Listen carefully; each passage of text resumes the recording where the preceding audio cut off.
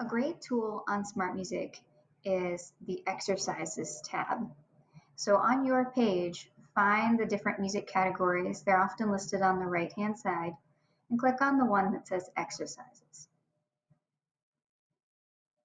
It's going to pull up a wide variety of books and exercises that you can do, varying from abilities for beginners all the way to advanced. You can ignore these bottom three, as those are for choir students. But the top ones are really, really, really helpful for whatever you're interested in improving on. And one of my favorites right now is this one called Smart Music Exercises Twisters. So we're going to go ahead and open this.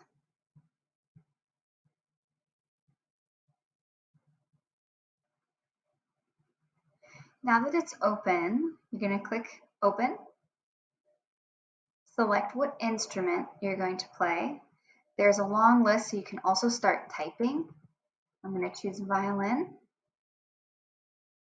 And then under movements, these are the different levels that you can work your way through. And it goes through multiple different kinds. You can see that there's just dozens and dozens. It goes on forever. I would suggest start with the very first one, see how that goes. And they do get progressively harder. So if the first one takes you a couple tries to really master, stick with that until you're ready to move on to the next one. Then go ahead and click Open. It's going to load.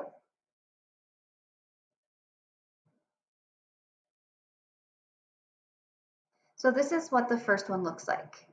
Again, this is for violin, so if you play a different instrument, it's going to be just ever so slightly different for you and the correct clef for you to read the notes properly.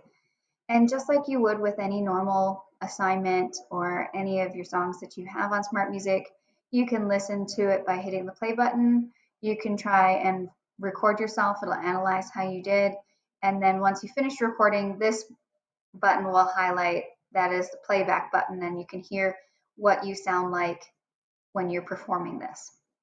It'll do what it usually does as well, of giving you an estimated grade. Remember that when Smart Music is grading, especially for assignments such as this, it's grading you based on the number of notes on the page and the number of notes you played correctly. So don't be too discouraged if you get a little bit tripped up and the grade it shows you is pretty scary. Don't worry about that. Just try and redo it. Try and do the best you can. And once you feel ready, try and move on to the next song or next level. A quick way to do that is either this drop down button here, and you can select what you want, or just simply hit the next button and it'll go over to the very next level. One thing I want to mention here is with a lot of these, make sure that you check your key signature before you begin. It's kind of a trap for a lot of this. So for these examples, the last one and then this one that I'm showing you now, they don't have any sharps or flats in the key signature, so it's all in the key of C major. So make sure if C major is a challenge for you to slow down your tempo over here to get a tempo that's appropriate for you before you start.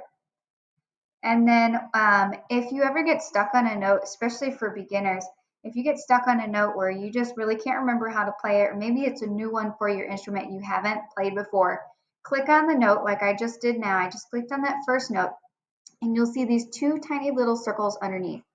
If you click on the left-hand circle, it pops up a fingerboard chart for you and tells you exactly how to play that note. Okay, so if you ever get lost and confused, the answers are all right here.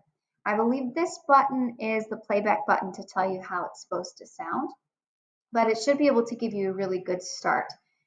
When using this, one recommendation that I would do is to keep track of where you left off, as there are truly dozens and dozens of different levels within just the twisters exercises, and it can be very easy to lose track. So keep a journal or jot it down on a notebook page or something so that you don't end up doing the same one 12 times in a row.